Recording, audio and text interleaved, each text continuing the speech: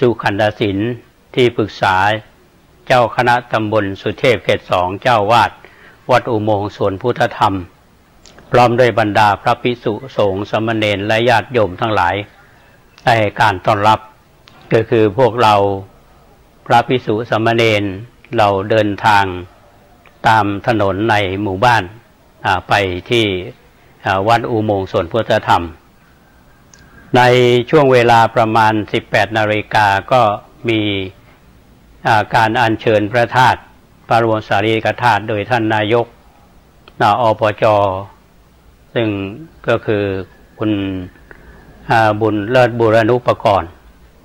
พระสงฆ์ที่ได้อาราธนามาก็เจริญชัยมงคลคาถาตอนกลางคืนก็มีพระธรรมเทศนาพุทธาภิเษกแล้วก็มีธรรมบรรยายเดี๋ยวท่านธัญศักดิ์แสงสีจันทร์ท่านนายกเทศมนตรีก็ได้กล่าวขอบคุณผู้ที่มาร่วมงานและธรรมาภาพพระครูโกสิทธิ์ปริยัตยาภรณ์ก็ในนามของคณะสงฆ์ก็กล่าวสัมโมทนียกถาการอัญเชิญพระบรมสารีริกธาตุหรือพระสารีริกธาตุพระพุทธรูปไปประดิษฐานที่หน้าอุโมงค์วัดอุโมงค์สวนพุทธธรรมทุกท่านที่ไปร่วมงานในคืนนั้นก็จะมีความรู้สึกที่ตรงกันก็คือว่าวัดอุโมงค์เนี่ยเป็นวัดที่มีธรรมชาติแวดล้อมไปด้วยสิ่งที่งดงามแล้วก็สิ่งที่สำคัญนั่นก็คือว่าการอัญเชิญพระสารีริกธาตุมาประดิษฐานตรงหน้าวัดอุโมงค์ในยามค่ำคืนเนี่ยเป็นภาพที่สวยงามและความรู้สึกของพวกเราที่ไปอยู่ที่นั่นรู้สึกมีความสงบแล้วก็มีความเย็นใจแล้วยิ่งฉากหลังนี่เป็นอุโมงค์มีผู้ที่มาร่วมงานเนี่ยทั้งพระภิกษุสงฆ์สามเณรตลอดจนถึงญาติโยมท่านสาธุชนทั้งหลายเนี่ยซึ่งก็ได้ร่วมกันประกอบคุณงามความดีหลายท่านอาจจะสงสัยว่าทำไมต้องมาที่วัดอุโมงค์และวัดอุโมงค์สำคัญอย่างไรท่านที่เคยฟังรายการที่อาตมานำเสนอทางคลื่นนี้หลายท่านก็คงจะได้ฟังมาบ้างแต่เพื่อที่เราจะได้มีความภาคภูมิใจแล้วก็ปลื้มปีติใจว่าเรามีวัดสำคัญทางประวัติศาสตร์เช่นวัดอุโมงค์สวนพุทธธรรมก็อยากจะเล่าเพิ่มเติมให้ท่านทั้งหลายได้ฟังสักเล็กน้อย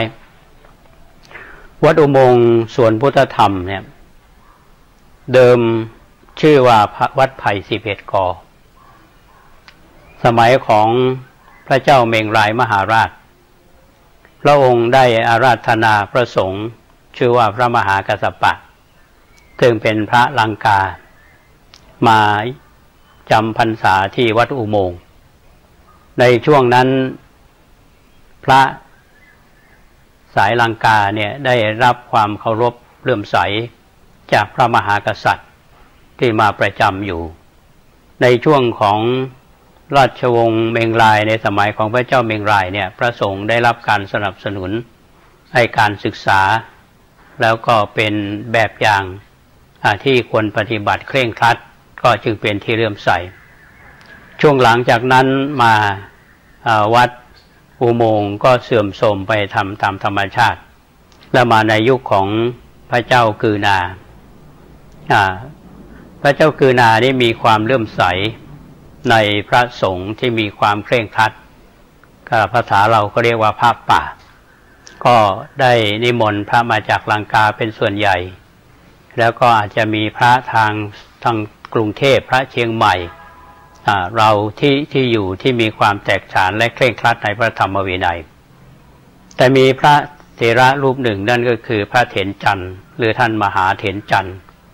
ที่ท่านทั้งหลายได้ยินชื่อในปัจจุบันเนี่ยมีวัดหนึ่งที่อยู่ในเมืองเรียกว่าวัดอุโมงค์เถรจันทร์วัดอุโมงค์ในสวนพุทธธรรมปัจจุบันนี้ก็อีกวัดหนึ่งที่มีความเกี่ยวข้องท่านมหาเถรจันทร์นี่ตามประวัติท่านเป็นคนที่อยู่ในเชียงใหม่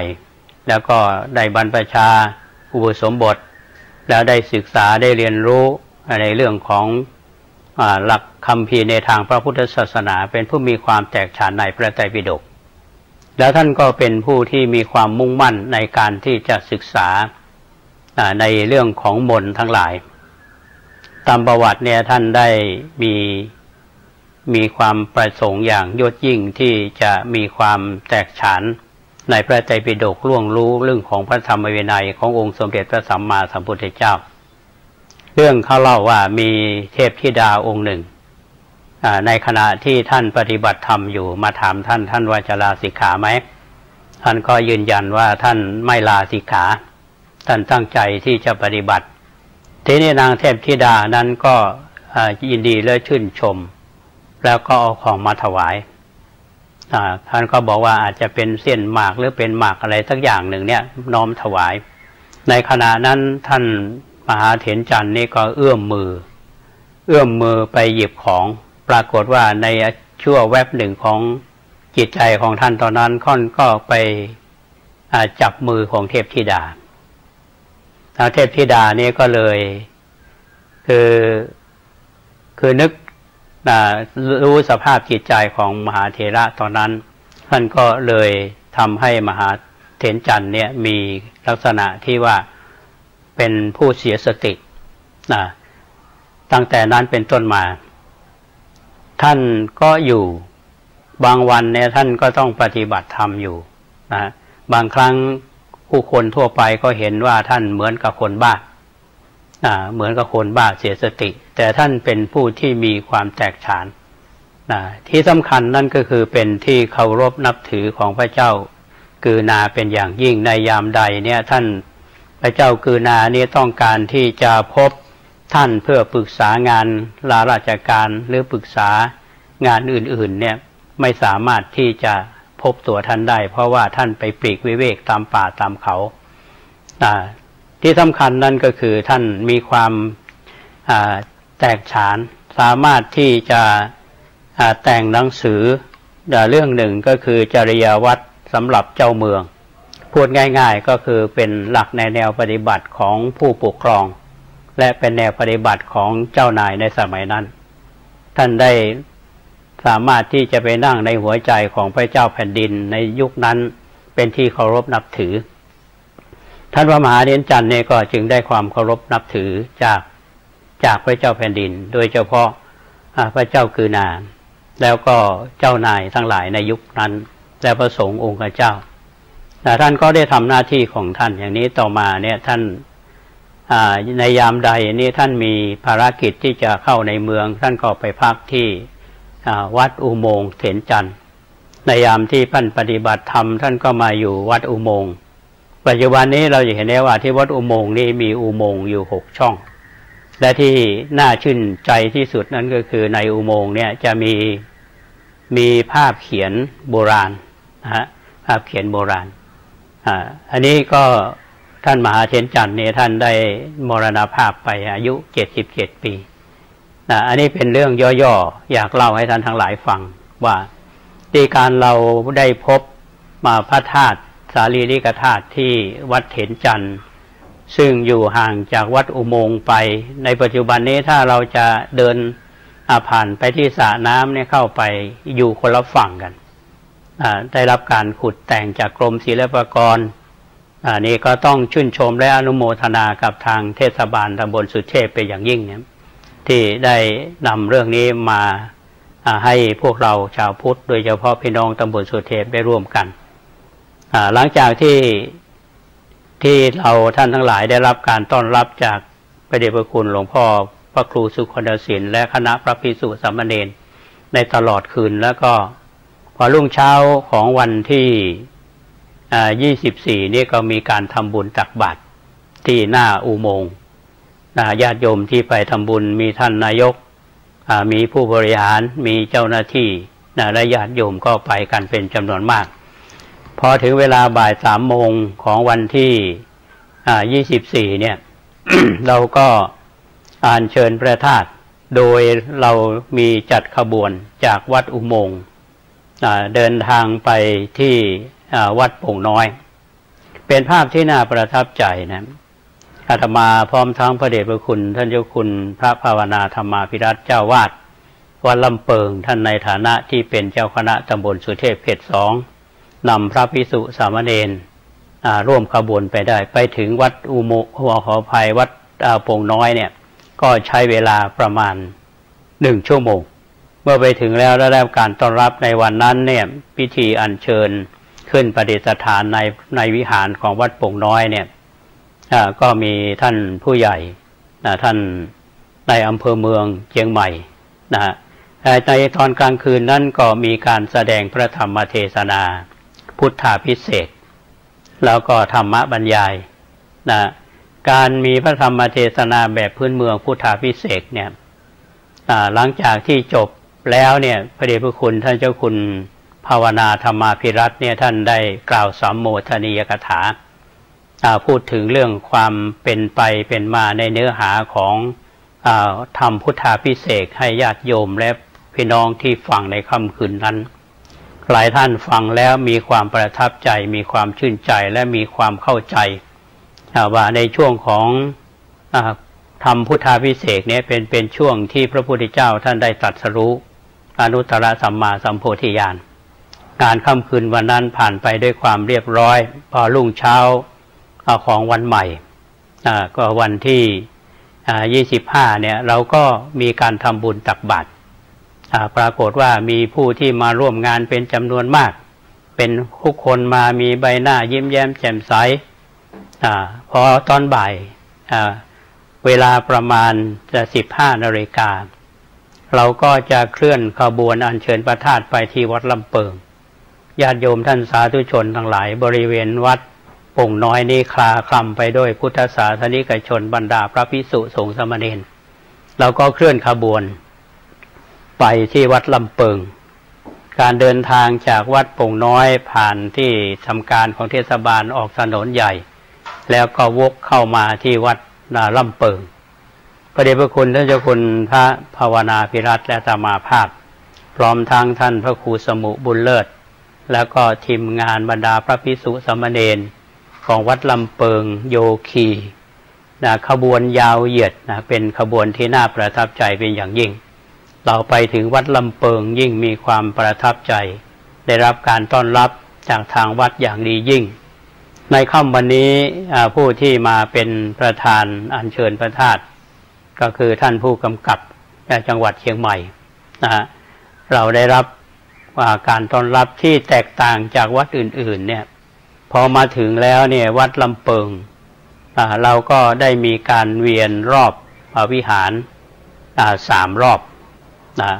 เมื่อเสร็จสับเรียบร้อยแล้วก็เราก็มีการ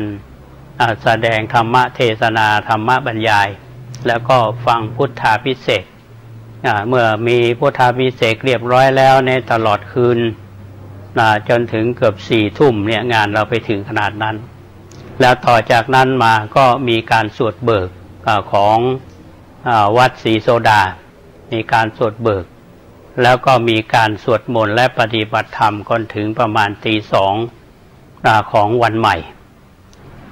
ท่านทั้งหลายที่มีโอกาสได้ไปร่วมกิจกรรมที่วัดลำเปิงเนี่ยจะมีความประทับใจในเรื่องของสถานที่ที่เราตั้งประดิษฐานพระสารีริกธาตุแล้วญาติโยมที่มาปฏิบัติธรรมทั้งมีทั้งชาวไทยและต่างประเทศเป็นความรู้สึกที่อบอุ่นเป็นความรู้สึกที่อิ่มเอมใจทุกคนมีใบหน้ายิ้มแย้มแจ่มใสอิ่มในบุญโดยเฉพาะท่านที่มาร่วมกิจกรรมนะมีท่านนายกเทศมนตรีตำบลสุเทพท่านรองนายกตลอดจนถึงหัวหน้าส่วนงานทั้งหลายเนี่ยและเจ้าหน้าที่ก็ร่วมกิจกรรมกันอย่างต่อเนื่องโดยในคืนของวันที่25เนี่ยเป็นคืนที่มีความอิ่มเอมใจมีความสุขใจก็ผ่านไปช่วงเช้าก็มีการทำบุญตักบาตรทำบุญตักบาตรเสร็จแล้วก็มีการอัญเชิญพระสารีริกธาตุไปที่ยังที่สำนักงานศิลปากรพิพิธภัณฑ์สถานแห่งชาติที่7 ยอดท่านผู้อำนวยการท่านอุตสาห์มารับแล้วคณะทำงานของเราก็ได้อัญเชิญพระธาตุขึ้นรถบุษบกไป ไปยังสำนักศิลปากรที่7อาตมาภาพพร้อมทั้งพระภิกษุองค์สมณเณรซึ่งมีพระเดชพระคุณท่านเจ้าคุณพระภาวนาภิรัตน์ท่านผู้บริหารมีท่านนายกและก็ท่านรองนายกท่านผอ.ส่วนทั้งหลายเราก็อัญเชิญพระบรมธาตุไปส่งคืนเจ้าของเดิมก็ได้ความเรียบร้อยเราไปถึงนี่เราก็ได้มีการสวดมนต์พระเดชพระคุณท่านเจ้าคุณภาวนาก็ได้นำสวดมนต์แล้วก็ตั้งสัจจะอธิษฐานและขอบคุณทางส่วนงานอันนี้งานก็ผ่านไปด้วยความเรียบร้อยหมายความว่าเราไปยืมพระธาตุที่ขุดค้นได้ที่วัดแสงจันทร์เนี่ยเมื่อประมาณปี 2552 53 54 55เนี่ยที่มีการขุดแต่งทั้งหมดเนี่ยมีพระสารีริกธาตุ 3,994 องค์และพระพุทธรูปอีก4 องค์เป็นประวัติศาสตร์อะไรร่วมกันทำการเฉลิมฉลองก็เหมือนกับว่าส่งท้ายปีเก่าต้อนรับปีใหม่เป็นครั้งสำคัญทางประวัติศาสตร์เป็นการร่วมแรงร่วมใจกันทั้งสองฝ่ายทั้งฝ่ายคณะสงฆ์ทั้งฝ่ายบ้านเมืองซึ่งมีเทศบาลเนี่ยซึ่งเป็นเจ้าภาพใหญ่อาตมาภาพในฐานะที่เป็นคณะทำงานมีความภาคภูมิใจและอนุโมทนาบุญกับทางพระสงฆ์ในเขตตำบลสุเทพรู้สึกขอบคุณในน้ำใจไมตรีของท่านและอนุโมทนาบุญกับทางผู้บริหารของเทศบาลที่มีวิสัยทัศน์ในเรื่องนี้ท่านนายกกล่าวอยู่เสมอว่าเราสร้างถนนหนทางเราสร้างสิ่งอื่นๆมากมายก็อยากจะสร้างกำลังใจแล้วก็ให้พี่น้องตำบลสุเทพเราได้มีความสมัครสมานสามัคคีทำสิ่งที่ดีๆเพื่อบูรพกษัตริย์ของล้านนาไทยเราเพื่อบูรพาจารย์ที่ท่านได้ทำคุณประโยชน์อันยิ่งใหญ่แก่ตำบลสุเทพเพราะฉะนั้นเราเห็นได้ว่าโครงการนี้เป็นการแสดงความกตัญญูพระมหากษัตริย์ที่เราได้เอ่ยนามมาเนี่ยอย่างที่อาตมาได้พูดถึงในราชวงศ์เมงลายเนี่ยพระเจ้าเมงลายและมีอีกหลายๆพระองค์ไม่ว่าจะเป็นพระเจ้าตีโลกราชพระเมืองแก้วล้วนแล้วแต่เป็นผู้ที่มีบทบาทสำคัญในการส่งเสริมพระพุทธศาสนาทำให้พระในสมัยนั้นมีอิสระในการที่จะศึกษาในหลักธรรมคำสอนในทางพระพุทธศาสนาเป็นผู้มีความแตกฉานเป็นที่พึ่งของประชาชนเป็นที่พึ่งของพระมหากษัตริย์เพราะฉะนั้นเป็นล่มโพธิ์ทองเป็นล่มใบบุญของคนในสมัยนั้นเราในยุคปัจจุบันนี้เรานึกถึงท่านเหล่านั้นแล้วก็จะเป็นพลังอันยิ่งใหญ่ที่จะทำให้เราเนี่ยทำงานเพื่อชาติเพื่อแผ่นดินได้เพราะฉะนั้นอาตมาภาพก็นำเรื่องนี้มาเล่าสู่ท่านทั้งหลายฟังจะว่าสรุปหรือว่าเอาเรื่องประเด็นสำคัญทั้งหมดทั้งมวลที่เราเห็นภาพเนี่ยนะเราจะได้เห็นภาพอันสำคัญก็คือบรรดาพี่น้องตำบลสุเทพเรามีความสามัคคีจัดกิจกรรมนี้ขึ้นมาแล้วน้อมรำลึกถึงผู้มีบุญคุณต่อเราในอดีตที่มีบทบาทสำคัญห่วงใยในเรื่องของพระพุทธศาสนามาเราจัดกิจกรรมนี้อย่างน้อยเป็นการกระตุ้นเตือนคนในยุคปัจจุบันเนี่ยให้รำลึกนึกถึงบุญคุณอันยิ่งใหญ่ของท่านเหล่านั้นแล้วคนที่อยู่ในปัจจุบันที่ได้ร่วมกิจกรรมนี้เชื่อว่ามีความประทับใจและมีความภาคภูมิใจในส่วนของอาตมาภาพมีความภาคภูมิใจเป็นอย่างยิ่งก็นึกอยู่เสมอว่าเราเกิดมาในชาตินี้เรามีโอกาสเข้าร่วมกิจกรรมนี้หลายๆท่านไม่มีโอกาสได้เข้าร่วมกิจกรรมนี้เลยทั้งที่มีโอกาสเลยจังหวะไม่ให้เพราะฉะนั้นทุกคนจงภูมิใจว่าได้ร่วมกันทำงานในชิ้นนี้ท่านจงภูมิใจในสิ่งที่เราทำก็นำเรื่องราวเหล่านี้มาเล่าสู่ท่านทั้งหลายได้ฟังกันก็เป็น2 ตอนเมื่อวันก่อนก็เล่าไปตอน1แล้วเพราะฉะนั้นโครงการนี้เนี่ยหลายท่านหลังจากที่เสร็จโครงการแล้วก็มีคำถามว่าปีต่อไปเนี่ยทางเทศบาลนั้นจะจัดอีกไหม อันนี้ก็ฝากกับท่านทั้งหลายว่าเราจะทำกิจกรรมลักษณะดีๆอย่างนี้อย่างไรในรูปแบบไหนและก็ลองติดตาม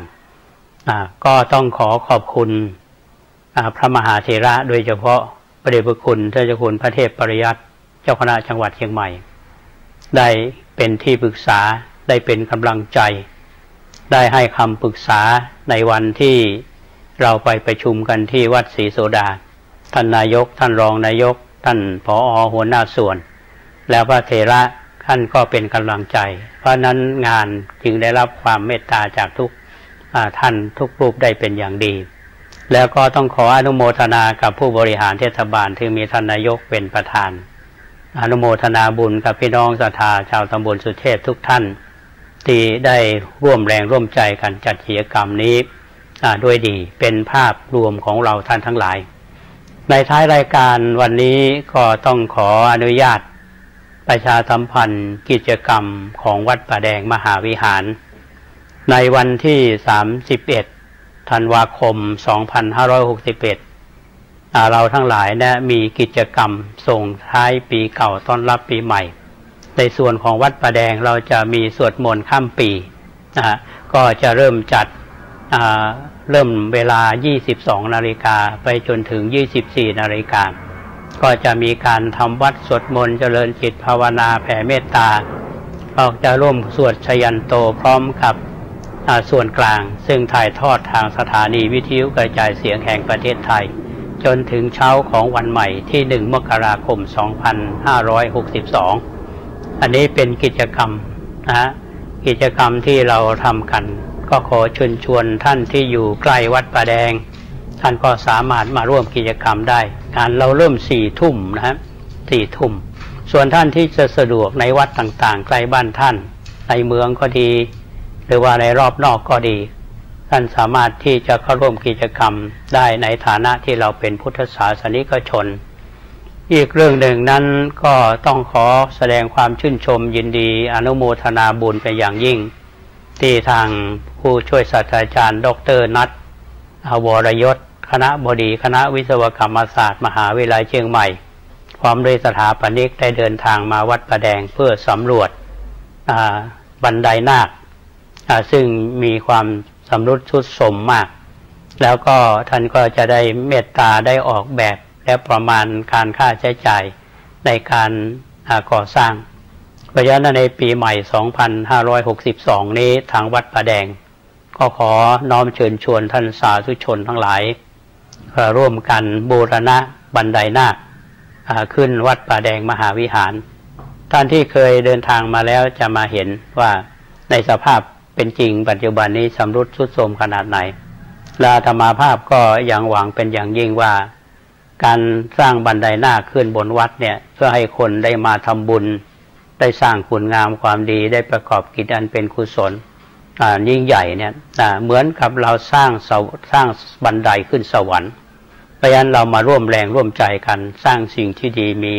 มีคุณค่าอย่างยิ่งให้กับทางพระพุทธศาสนาอันนี้เป็นเรื่องที่อยากจะเจริญพรเชิญชวนท่านทั้งหลายท่านสามารถที่จะสอบถามที่หมายเลข 0818815690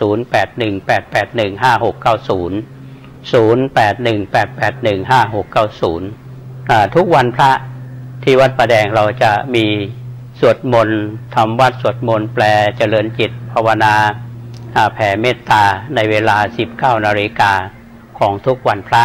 ในโครงการปฏิบัติธรรมนำสุขเพื่อที่จะให้พี่น้องท่านทั้งหลายเนี่ยได้มาทำจิตใจให้สงบแล้วก็จะสร้างคุณค่าของความเข้มแข็งทางจิตใจของเราหลังจากที่เราได้ทำงานมาตลอดวันเพราะฉะนั้นก็ขอเชิญชวนท่านทั้งหลายวันนี้อาตมาภาพได้นำเรื่องราวกิจกรรมครั้งสำคัญทางประวัติศาสตร์เนี่ยให้ท่านทั้งหลายได้รับทราบในโครงการแห่พระธาตุพระสารีริกธาตุพระพุทธรูปซึ่งเป็นของดีของตำบลสุเทพให้เราได้ชื่นชมกันผ่านทางรายการนี้ก็คุณงามความดีทั้งหลายแหละขอมอบให้กับทุกท่านเธอขอให้มีความภาคภูมิใจในกิจกรรมที่เราทำก็ขอให้ท่านสาธุชนพี่น้องท่านทั้งหลายมีความสุขความเจริญในปีใหม่ 2562ทุกท่านทุกคนขอเจริญพร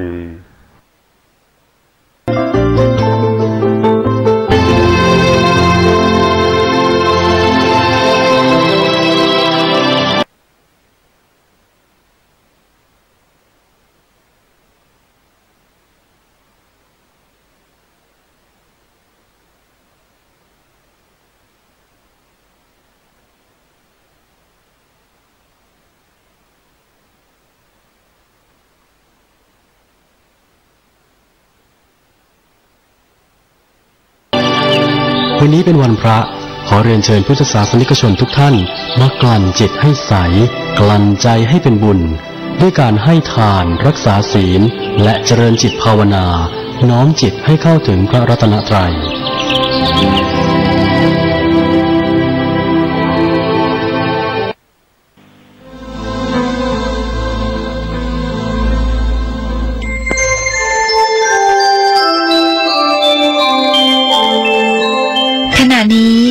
ท่านกำลังฟัง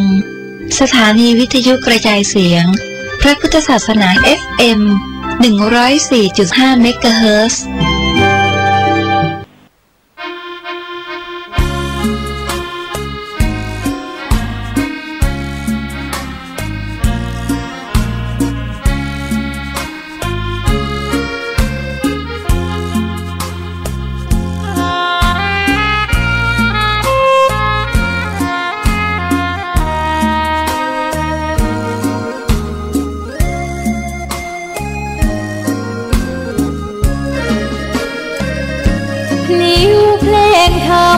ถูกถ้อยคำเข้าถึงจิตใจ